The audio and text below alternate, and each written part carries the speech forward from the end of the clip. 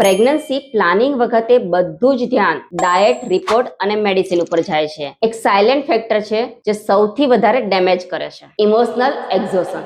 આયુર્વેદ કહે છે કે જ્યારે બોડી ટાયર્ડ થાય છે ત્યારે એ રિકવર જલ્દી થઈ શકે છે, પરંતુ ટાયર્ડ માઇન્ડ નરિશમેન્ટને બ્લોક કરી દે છે. મોમ્સ પાઠશાલામાં જ્યારે લેડીઝ આવે છે કન્સલ્ટેશન માટે ત્યારે સ્માઇલ સાથે ડિસ્કસ કરે છે, પણ એ ફીલ થાય છે કે તે ઇમોશનલી ખાલી હોય છે. કોન્સ્ટન્ટ ફેમિલી એન્ડ રિલેટિવ્સનું પ્રેશર રહે છે કે પ્રેગ્નન્સી ક્યારે રહેશે, ટ્રીટમેન્ટ ચાલુ કરી છે તેમ છતાં કન્સીવ કેમ નથી થતું, બીજા બધા કન્સીવ કરી રહ્યા છે, તમને કેમ નથી રહેતું. આ પ્રેશર હોર્મોનને ડિસ્ટર્બ કરે છે, ડાયજેશનને સ્લો કરે છે અને સ્લીપને સેલો કરે છે. અને પછી આપણે જ પૂછીએ છીએ કે બોડી સપોર્ટ કેમ નથી કરતી. બોડી પનિશમેન્ટથી ઓપન નથી થતી, બોડી રિએશ્યોરન્સથી ઓપન થાય છે. ગર્ભ સંસ્કાર એ ફક્ત વિઝ્યુઅલાઇઝેશન અને અફર્મેશન કરવાથી સ્ટાર્ટ નથી થતો, એ સેલ્ફ કાઇન્ડનેસથી શરૂઆત કરે છે. આયુર્વેદ બેલેન્સ શીખવાડે છે, પરફેક્શન નહીં. જો તમારું માઇન્ડ હંમેશા ટેન્સ રહે છે તો બોડી નરિશમેન્ટને એક્સેપ્ટ નથી કરતું. એટલે જ 3 મહિનાની પ્રિપેરેશનમાં મેન્ટલ ડિટોક્સ એટલો જ